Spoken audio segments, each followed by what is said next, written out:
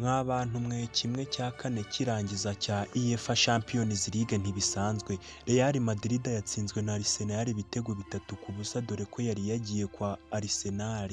Carlo Ancelotti n'abasore be ntibyabahiriye kuko bandagajwe bikomeye cyane. Kufura ebyiri mu mukino za Declan Rice ku munota wa 58 ndetse n'uwa 70 ndetse n'umusore Mikel Merino ku munota wa 80 nibo babashije gutsindira ikipe ya Arsenal. Ubwo Real Madrid ntibyabashije kuyihira.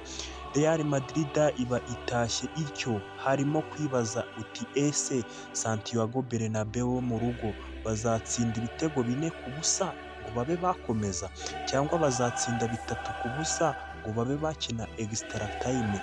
Byose reka tubihange amaso ku itariki 16 z'ukwa kane, azaba ari kuwa gatatu. Turebe gusa amahirwe yo yarayoyotse.